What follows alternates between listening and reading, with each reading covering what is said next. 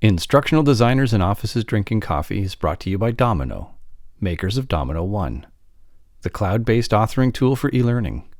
Learn how your team can work together better at domino.com. Now, here's this week's episode.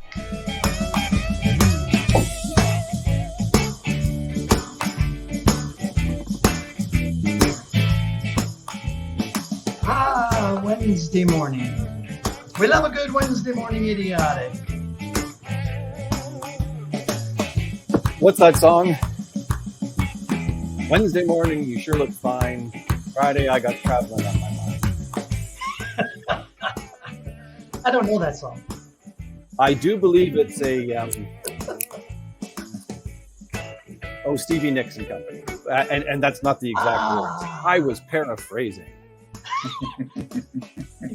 You got to paraphrase. Hey, how's the weather in the chat, everybody? Welcome. Yeah, well, it's sunny but brisk in Philly.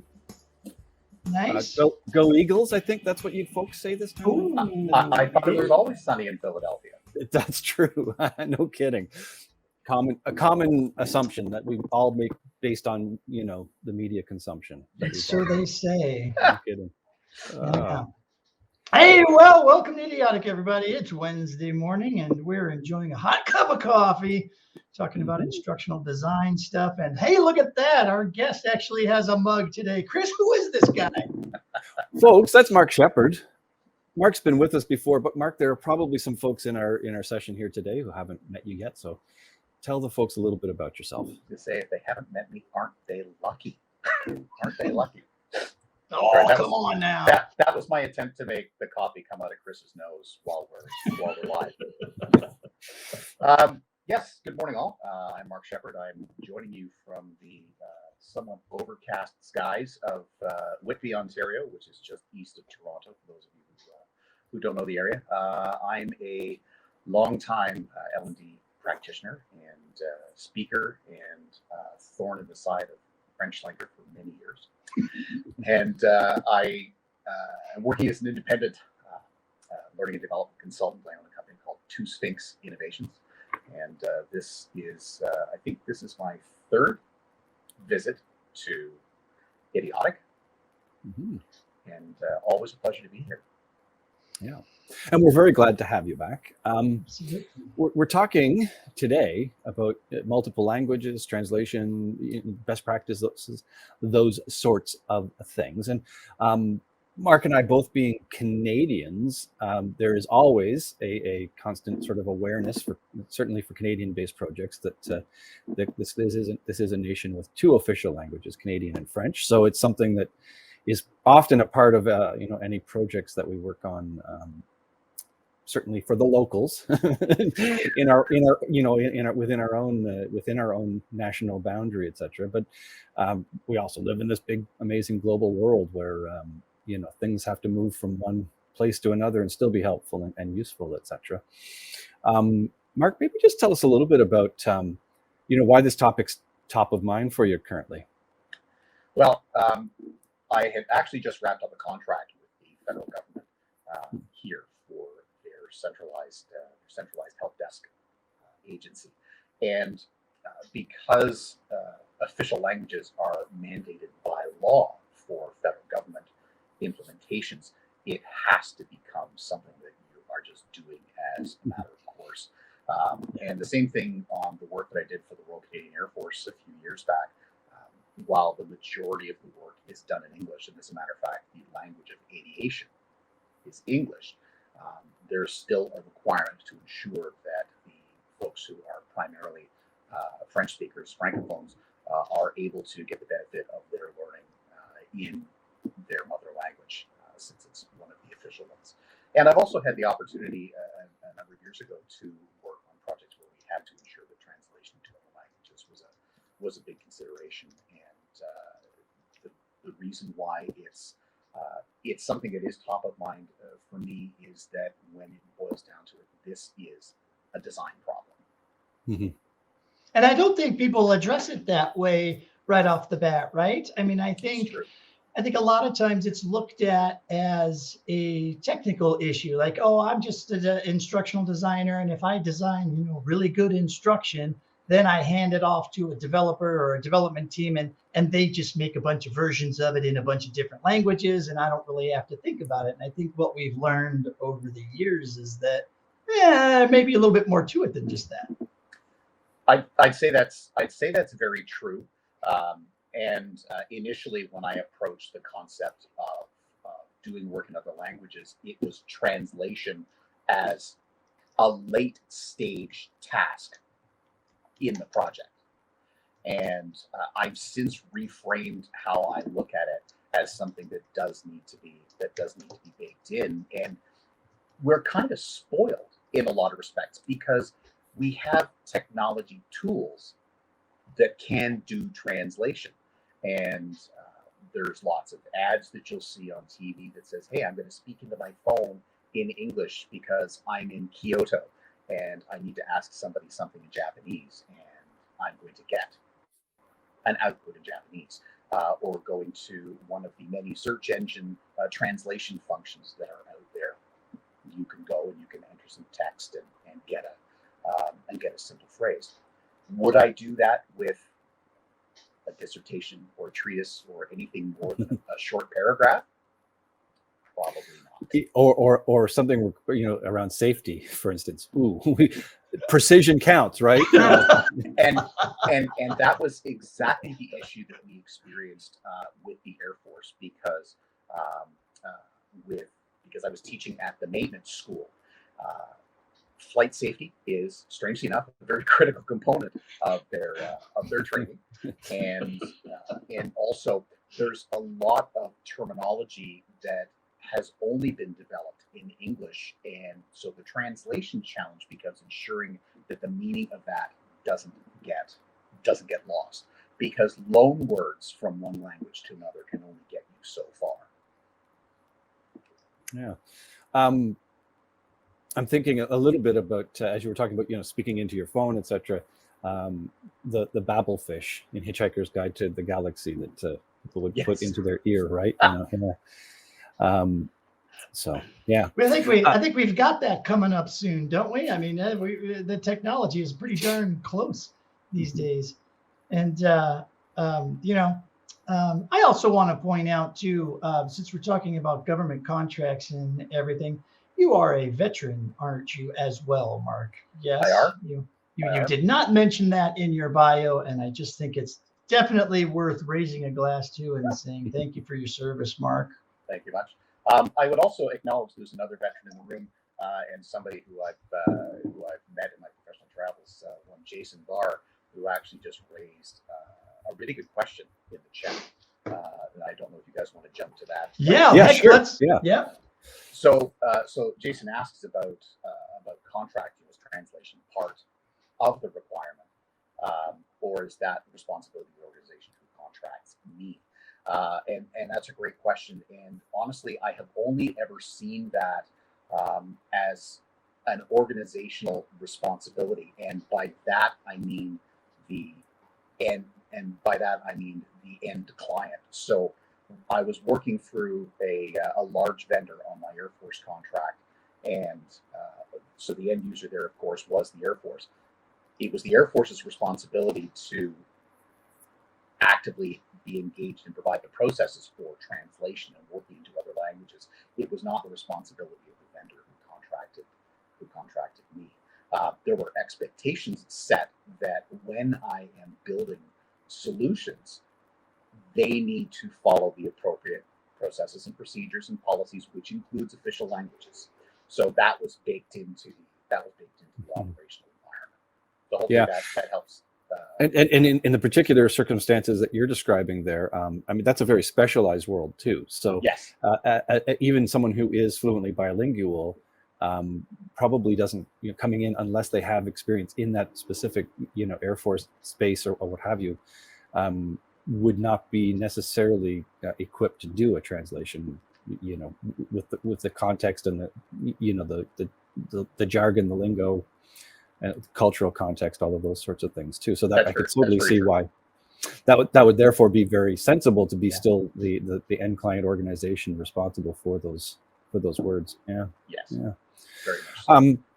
So, when you're starting out a project and as you were describing, and we were talking earlier, but it's often the thing that happens. Oh, okay, now we got the one done. Let's send it to translation and get stuff back. But shifting to that being, more of a from the start, part of the process. It kind of reminds me a little bit about like, how we've often ended up treating accessibility, right? You make the thing and then you go back and as opposed to thinking about it from the start as a critical part of the design and the planning process. So what kind of things did that change, that shifting to the beginning, what kind of things then have changed for you, like say in the I don't know, the planning, the storyboarding, the initial kind of phases of a project? How does that affect what you do there?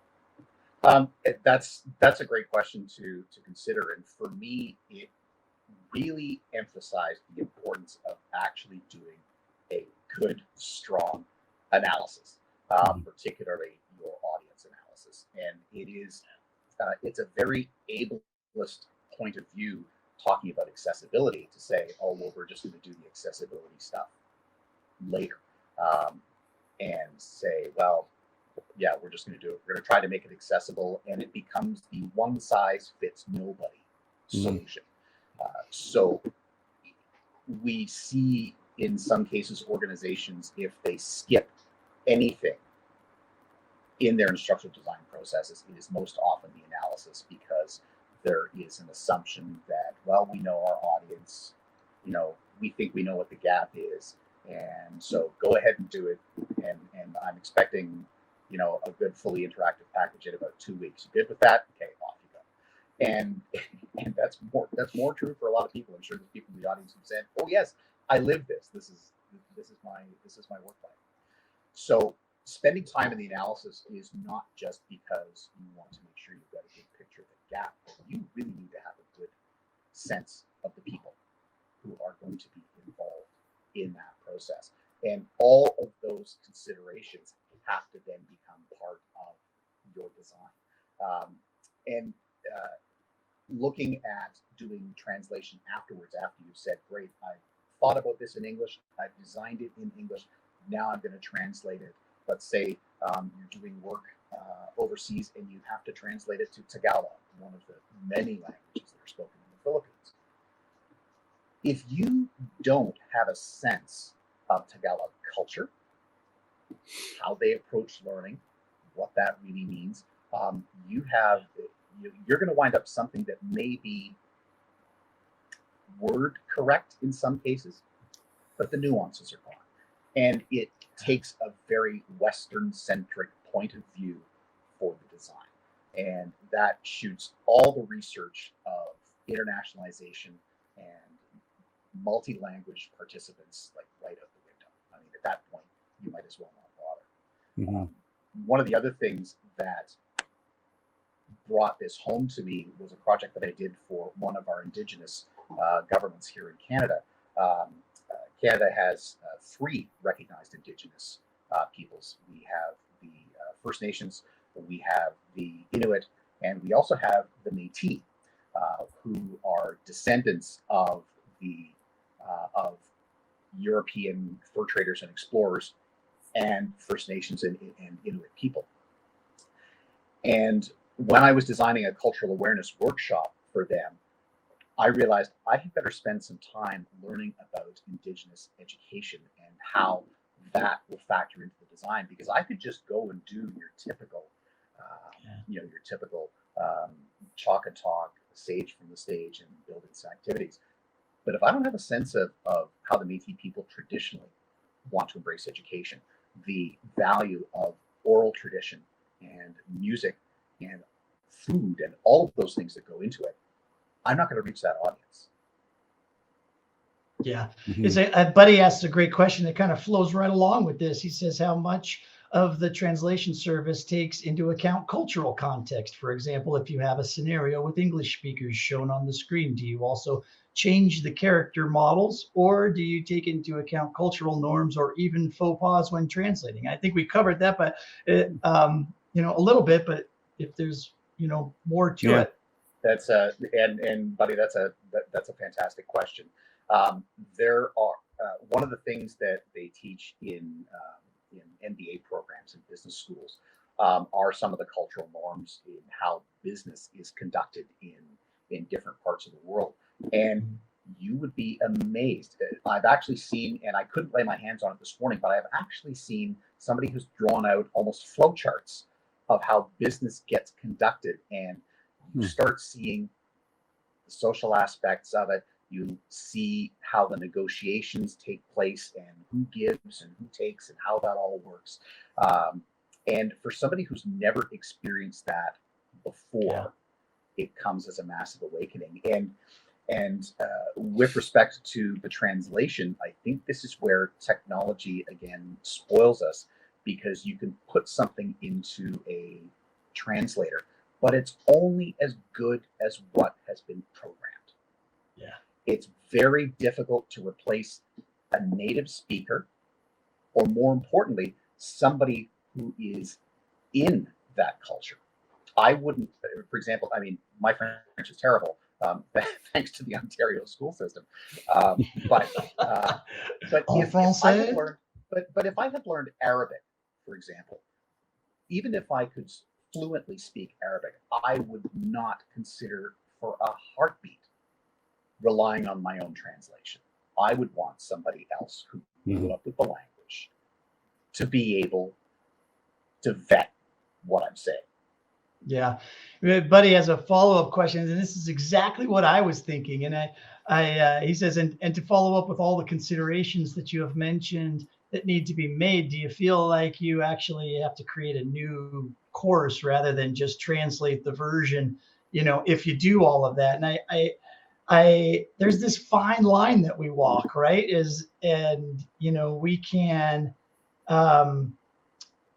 We can kind of sterilize everything down to make it so incredibly generic that it's just not even engaging anymore, across cultures. Or do we put in the money and create completely different courses with completely different scenarios, with completely different characters for different countries, different cultures, and then therefore the languages go along with that? I mean, there's so many different solutions, I think, but agreed. I guess at the end of the day, it just all boils down to what's the need, and what is anybody willing to pay?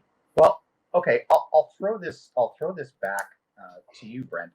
That if you have, let's say, you have a large change management initiative in an organization, and we'll say, for the sake of argument, that it's only going to be done in English. How different is a translation effort than ensuring that you are designing for different audiences within that change management activity? Right? The materials that I'm going to be providing for somebody who is, for a mid-level knowledge worker, is going to be very different than what somebody, say, in the C-suite is going to require with respect to change management, or somebody who is somebody who's in middle management, and what they need to know and do, not just with the change, but also how to foster that change and how to make that work. It's different audiences, but holistically, it's all part of the same thing. They all have to tie together. So we cannot make the assumption that you're just designing one thing. Right? Translation does become another part of this holistic effort. Even if it's just confined, even if you've just confined it to a single audience. Let's say you have call center people operating in 2 different languages in 2 different locations. There are 2 solutions. There are 2 outputs, but they're all trying to achieve the same end. Yeah, and even if you're sticking within the same language, there are complications due to cultural differences and etc. One of my earliest projects was a course on cleaning in hospital settings. Keeping everything safe and in that regard. And the group that we were working with was actually UK based, but we went to a facility here in Ontario to take a whole pile of photos, to support the project, and got a feedback. There was one of the things was about just cleaning walls, on a let's say a 6-month interval or something. Everything's got to be wiped down. Cleaning windows, and the feedback from the review was, yeah, so we don't have screens in the windows here in the UK. I went, oh, well, now I got to find a window that doesn't have a screen in it to keep the mosquitoes out that we have over here. So in a sense, but they said, look, our audience is going to recognize that this is a North American image, Yes. and that's going to decrease their trust, right? Oh, are we sure this is even the British, the UK regulations that were, so we did have to sort that out, and it just the words were still the same on the page. Thankfully, as Canadians writing, we had all of our U's in the proper places in the words, color and favor, etc. We didn't have to worry about that. But here was this one sort of image that just was not going to jive, and that's true. And so. and the last thing you want to do is to give the end consumer something to worry about. Mm-hmm. Or something that says maybe this isn't quite relevant to me. And to that end, and Stephanie, you've got a great question there, and I'm going to come back to that in just a second. But I cannot emphasize enough the importance of pilot testing and having a beta audience with this. No matter how good your translation is, you want to ensure that you get that last polish on it from the end users, and make sure there's no language hangups. There are no semantic hangups, and it doesn't matter what your output is. I mean, you could be doing something that is strictly self-paced. You could be going with very low-tech outputs, but still, you need to ensure that that's vetted properly. Mm-hmm. So, Stephanie, Yeah. You're right. It's absolutely a monumental challenge to do this for multiple countries and languages. I've been very fortunate that I haven't had to do this in more than 2 languages at one time. But I would imagine I would probably wind up tackling it the same way that I ensure that the localization efforts happen in each. So you're talking about being a center of excellence designing for the globe. So each one of those locations that you're addressing has to become an integral stakeholder with your project. And your project manager absolutely positively has to factor that into the plan, because time is inescapable. It is going to take you longer to do it. So you can potentially throw more people at the problem, or you can accept that if you want to do this correctly, you're going to need a little more time.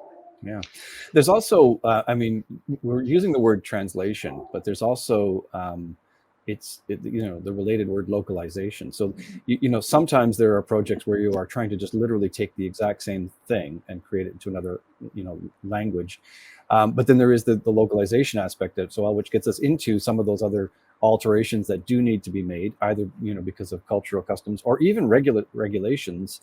In the pharmacy world, the same medicine may not be allowed to be used prescribed for the same purposes, might not have regulatory approval in different geographies. So you've got to there's that that's something that I say comes into play in for folks in that world. For example, it's not just that here is the information about this. Oh, in this nation, or this is what we're allowed to promote it for, or what is allowed to be prescribed for, etc. So and Brent's heard me say this for years, and he's going to hit me when I say this again. But if we always talk about activity being the building block for instructional design, but this is one of those times where your supporting content takes on an incredible role. But it's not just the content. I think the other piece that bites people is your delivery modality.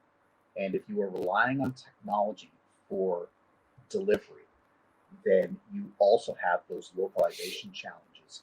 And sometimes this bites people. We encountered this when I was most recently on contract for the federal government.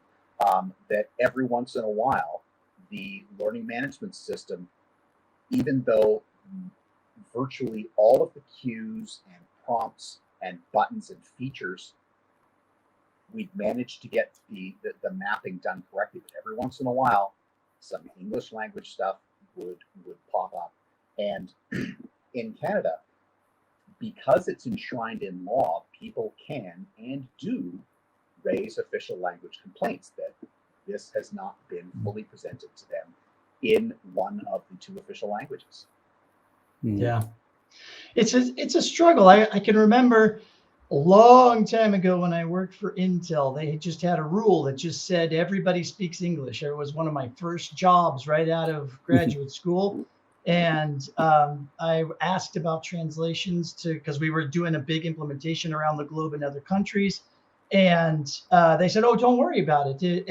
Everybody that works at an Intel facility has to take an English test and they have to speak English. And I was like, oh, great. Well, then we fly over to Malaysia and we're, standing up delivering this training. And it's, 5 minutes into the presentation, it's incredibly obvious that everybody sitting in the room has not a clue what in the heck I'm saying, And then when you go out to dinner with everybody afterwards later, you find out that, oh yeah, everybody that's going to work in the warehouse or whatever, they all teach them how to pass the English test ahead of time in order to get the job. So nobody really knows how to speak English, but they all know enough to just pass the test. Yeah, great example of the law of unintended consequences. Mm-hmm. Yeah, I believe they have scrapped that now, and they work very hard to be localized and culturally relevant. Mm-hmm. So one of the other things that we have to consider, so once you've established the design parameters, you do have to think about your output. And for the sake of argument, let's say, for example, you are going to be building some self-paced e-learning. One thing that I learned very quickly with respect to French is the space that it takes up. And some folks That's a great point. may not know this. And this is where I was very glad for my college education in graphic design, long before I got into this field, was that French on average, and this is unscientific, it's purely anecdotal, but it holds up. French language translations take up approximately 30% more physical space or virtual space on a screen than the same body of text does in English. Mm-hmm. And you find out very quickly if you've got a nice type design and let's say you've got some supporting text on the screen and then it's been translated to French and it runs off the bottom. I'd say German falls under that category too. Yeah. That's entirely possible. Yeah. And actually think about it. So the German language has a lot of very long compound words. You can find yourself in hyphenation hell with putting some of those words in if you haven't allowed for for proper spacing. And so this is where I encourage people. I come back and I say, think about activity, not content. Do you need people to be reading stuff on screen, or do you want them involved in making decisions, seeing the results of those decisions? And that's where the cultural grasp of translation in multiple languages becomes critical. Very critical. And let's throw in some other wrinkles. We of course are used to having to read from left to right. What happens to your design if you are in a language that goes right to left? What happens if you're designing for languages that are often presented in a more vertical format when being read? I've seen this in you will see pictures of some Japanese language documentation where it seems to flow from top to bottom. And now I'm not an expert Japanese speaker, but it looks very different than how we tend to lay things out left to right, and then it flows that, and then it flows that Yeah. way. So Well, all even of a sudden, it's radically different. even in the case of something moving into a right to left language, we would say, telling people which order to maybe to select something, and our assumption is that that's going to be left or right. So we might even craft instructions about that. But that and so the second language version of the content might still have that order baked into the functionality of a page. But Yes, there's a case where we probably have to not only just simply change the words, but the actual functionality in some cases what we're doing to align with how people are going to instinctively interact with something. What about a numbered list, for example? Do the numbers shift over to the right side first? Like I've never had to deal with this before myself, so that's why I'm asking. And it just dawned on me, like if you've got do the bullets move over if you've got a bulleted list, or if you've got a numbered list, do you have to switch the numbers over? That's a good question. And Elizabeth, because I just saw Elizabeth was working on something in Farsi, and she says, yes, the numbers and bullets move over. This is why I love this. We got people from all over the world that can help answer these questions that we do not know. Which brings up another point too, by the way. To be more inclusive, one of these days I need to find somebody to have as a guest on the show where English is their second language. I wonder what it's like for those people who are forced to translate their e-learning and their learning content from their native language into English. Yes.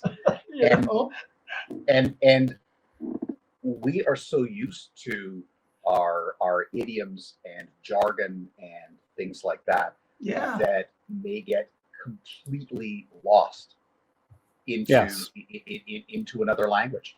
And that must be incredibly challenging for somebody who has learned English as a second language. Yeah, Bob's your uncle doesn't necessarily carry over into any many other like just even little phrases like that we use as shorthand to express things. Somebody might for sure. say, well, how did you know? As opposed to just acknowledging, we're good. And how does all y'all translate into any other language, right?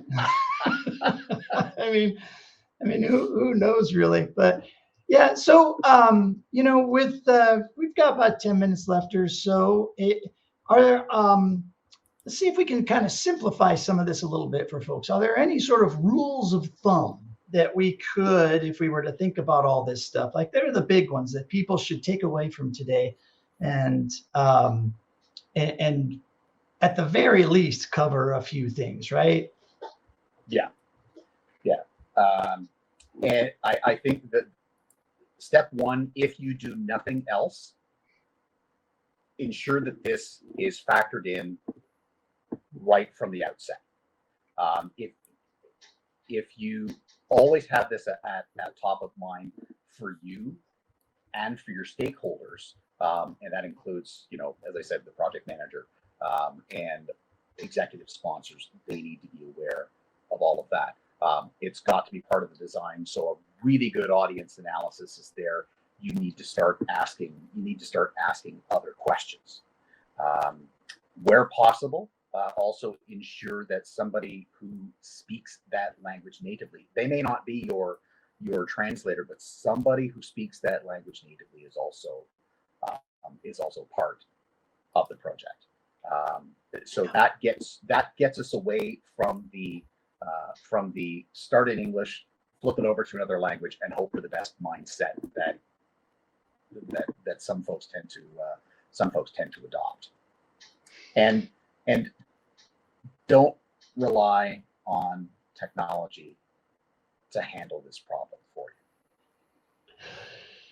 Yeah, I think that's the biggest takeaway I would say for folks. If nothing else, just try to remember that they, that this is a design issue. I think that was your point right out the gate, right? This is more of a design issue and more of a context issue than it actually is a technology problem. Because I think 20 years ago, it was probably more of a technology problem because it took a lot of time to Yes. translate text by hand and all that kind of stuff. But today, the tech side is relatively easy, and there's lots of workflows like we have in Domino that make translation for courses super easy and things like that. But yeah, now we have to just start thinking more and being more purposeful in the design aspect before we even get to that tech side of it, in order to make this the localization and translation really count.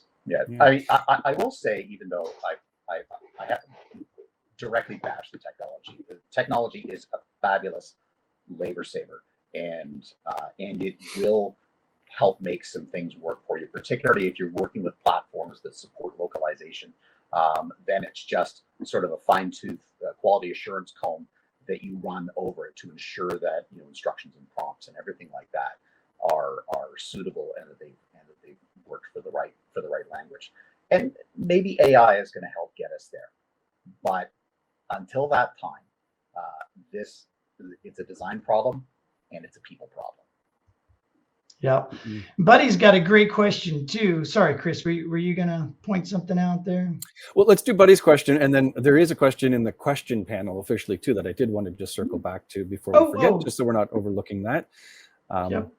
Yeah, Buddy's asking, what happens if you are in a situation without reason to develop content for other languages, and then your company is acquired by an international organization, and you have to go back to courses that didn't start with that goal in mind? There's a good one. And that does definitely happen. And if I were in that situation, Buddy, my instincts would tell me to be looking at the materials and offerings that are going to have the most impact, and the ones that are most recent and actively used, and focus your efforts on those. Anytime you're in a position to go and reevaluate your library of content for currency and frequency and applicability, it's a great time to do it. Unfortunately, you are probably looking at no small amount of work, which is where freelancers and contractors like me come into play. Sorry, shameless business plug. That's perfect. But it's you want to tackle the right things at the right time, and it actually would demonstrate a great response to your audience that you're now part of this new organization. We're listening to to the broader population of our learners, and ensuring that, whatever language you're speaking, we want to be able to reach you with our learning.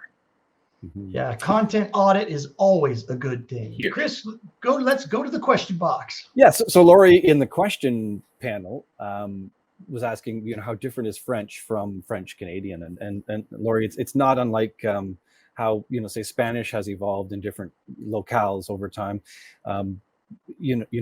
Quebec, Montreal was first settled in the 1600s, like 400 years ago.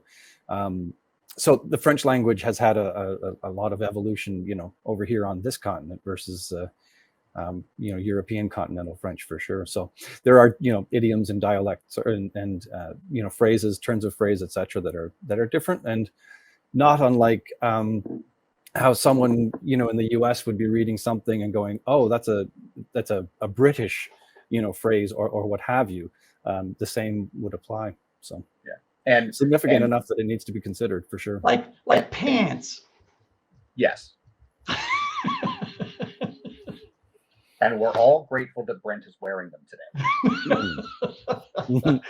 Well, I wanted to just to pop in because, as a coincidence, I received a book at Christmas called Babel, sort of a sci-fi steampunky thing. I'm throwing a link into it there because it's all very much anchored in the power of languages and translations and colonial structures and stuff. I'm loving it, so I'm throwing it in there to the chat if anybody's interested, a link to find it there. So very cool. As I say, it's kind of a steampunk historical thing going on. And Brent, play us out with the music. So I will mention as well, as always, Structural Designers in Offices Drinking Coffee is brought to us all by Domino. I'll toss in a link into the chat too, if it's of interest and to help check out what we can do for you with our built-in translation workflows. Help make some projects go easier for you, and check out the chat for that and the heartbeat here. Mark, thank you so much for joining us. This is a really cool conversation, and we've never even delved in this direction yet so far in Idiotic after roughly 5 years. So very cool. Always a pleasure. Good stuff, Mark. Toss your contact info into the chat for us, Martin, one more time, and make sure people know where to find you. Done. Indeed. And done. And everybody, don't forget to join our LinkedIn group, and you can hang out there and ask questions afterwards and all that fun stuff. Here comes a link at you right now. Lots of links to be going after. And if you're listening to the audio podcast version of this, check out the blog post at domino.com for all of those links. And for all of our archives, go to idiotic.com, IDIOTC.com. Thanks again, Mark. You're awesome. Love chatting with you. Thanks, folks.